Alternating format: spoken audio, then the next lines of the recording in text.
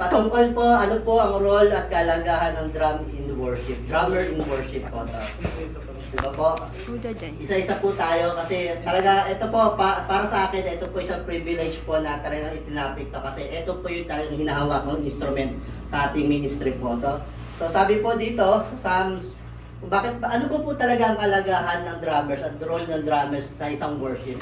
Diba po? So sabi po dito, the drum serve as the heartbeat of worship, setting the tempo and driving the energy of the music. So, totoo po yun kasi kung titignan po nyo po talaga ang isa-isang congregation, isang worship po. Kasi minsan po yung drums panlabas, iba rin po yung panloob sa panambahan po. Lalo na po sa panambahan po. Iba po yung groove dun eh. Sa labas po medyo may rock. Dito po, usually po talaga, pag sa worship po, lalo sa bahay panambahan po talaga, dapat po maging maingat tayo pagdating sa pagtugtog. Kasi po, dito po kasi nanggagaling yung energy eh. Yung energy nung sa worship, di ba po? So mapapansin niyo po, pag wala ang drums, parang ano po eh, di ba? Parang hindi po siya hindi ko sinasabing masaya, but nandoon po yung kasiglahan ng mga nag-worship, di ba po? Yung mga attendees po, di ba? So, even kahit meron po siyang merong mga guitars at mga piano po, mas iba pa rin po yung yung tunog ng drums po kasi yun po yung nag-lift up sa atin ng energy sa pag-worship po, di ba po? So, Amen. Lahat na sa music team po, lahat yan po may parte. Para pa tayo isang katawan na iba-iba lang yung function. Diba? Ganun din po sa music. Iba rin yung function ng drums, iba rin yung function ng Pag nagsama-sama po yun, naging unite po siya. Maganda po yung kakalabasan eh. So, bilang isang pong manunugtog dito sa worship po, sa worship team po natin, sa ministry po natin, hindi po yung talent po natin ang manaig dito. Kundi yung kung ano yung leading ng banal na espiritu sa pagtugtog. Hindi lang po basta tayo tumugtog, hindi basta po tayo. Ako habang binabasa, tinatamaan ako kasi dito, kailangan yung isip mo tsaka yung tenga mo mas mas maganda. Kasi iba yung tunog na talagang malakas, iba rin yung dapat po maging synchronized po tayo sa pagtugtog. Kasi kaya nga minsan nare-review ako sa ganito, sobrang lakas, sobrang hina, hindi naman pwedeng lakasan, hindi pwedeng hinaan. So dapat synchronized po tayo. Kasi once nasira po yung isa po, for example, yung drums po, nawala sa tempo at kayo nasa tempo.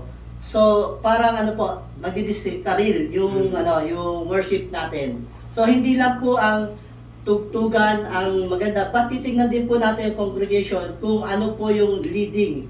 Kasi minsan po, nanineglect natin yung mataas na siya, nasa high priest na yung mga worship okay na po, tapos biglang bababa. So, aware po tayo sa mga ganun, lalo na po sa drums, kasi ang drums po talaga, yun yung nag-lift up eh. Nag-lift up sa atin na kung saan po tayo talagang tataas o bababa.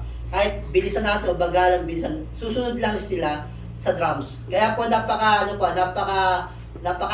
po na para sa atin po, kasi madami nagda-drums daw. Napakahirap po kapag ang drums po nawala sa ating music po. Even kahit kahit saan naman po na ganun, pag walang drums po, hindi po siya yung parang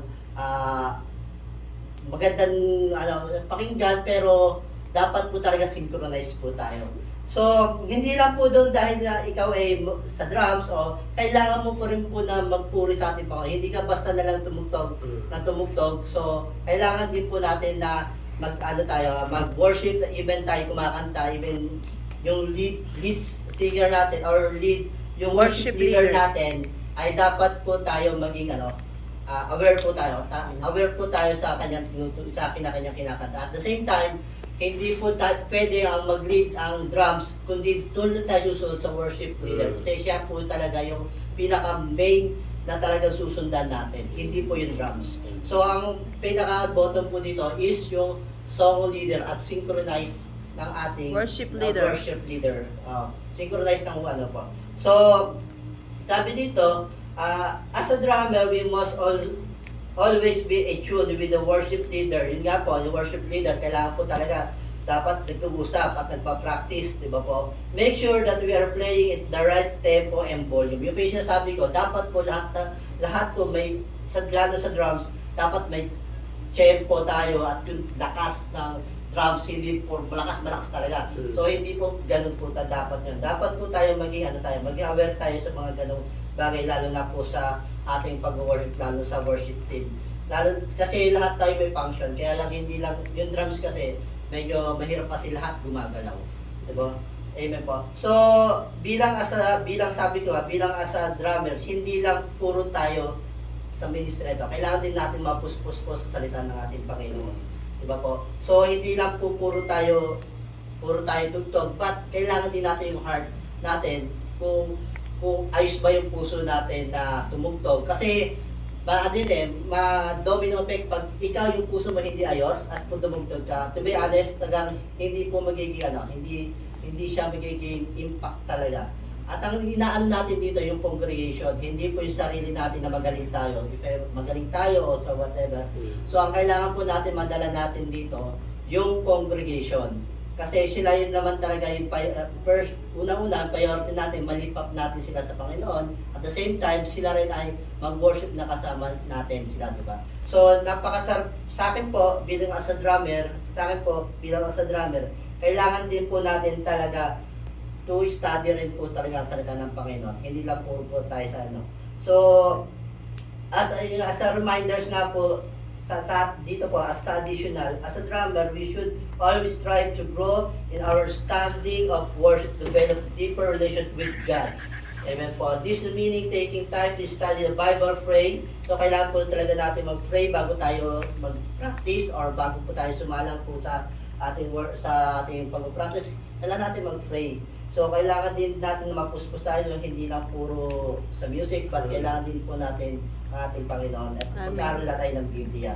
So that we can lead by the Spirit or in our playing, let us drummer remember that we play as essential rule in worship. Let us focus on playing with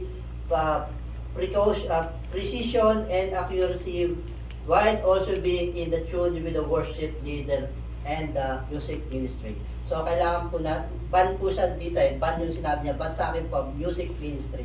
So, as a music ministry, as a drummer, isa sa music team, let it be synchronized tayo sa ating pagtugtog. Hinuwag po natin tayo magpagalingan sa pagtugtog, because dapat po tayo, may lead natin ang congregation doon sa dapat natin ma-lead sila na may lapit sa ating Panginoon. So, wag lang po puro tayo, kung mayroong correction po, at pwede naman po yun. At mas better nga po, mayroon nagko-correct sa atin during that time ng practice natin. Kasi doon tayo masasanay. Na correction, hindi pala pwedeng, taas, pwede pa ito, ibaba, pwede ito yung So, ganun po dapat tayo. Maging sensitive tayo sa tugtugan po. Although ako po talaga medyo to be honest, medyo ako sa pandinig, medyo nabibinya ako, hindi ko alam kung malakas o mahina. But sabi ko nga, much better na ituruan nyo ako kung malakas ba o may hindi, kasi doon ako mas maging effective ako doon sa ganun. Kasi minsan ako, hindi ko alam, okay na pala, karoon pala, hindi naman pala, diba? At the same time, pag tigil, pag hindi kaya, magpumikit. Para makita mo magpumikit. At the same time po, bali po, pag pumipikit ako, nakita niyo ako pumipikit, ibig sabihin, ko na yung, ako lang yung, baka ba ako lang yung, sa music. Pero, hindi po dapat gano'n. Dapat ang congregation po, dapat ang mga hindi yung sa atin. Kaya po, as a music ministry po, be synchronized po tayo. At the same time po, puspos tayo po sa salita ng Panginoon. Kasi yun lang po yung magano sa Holy Spirit. Amen pa, yun lang po. Amen.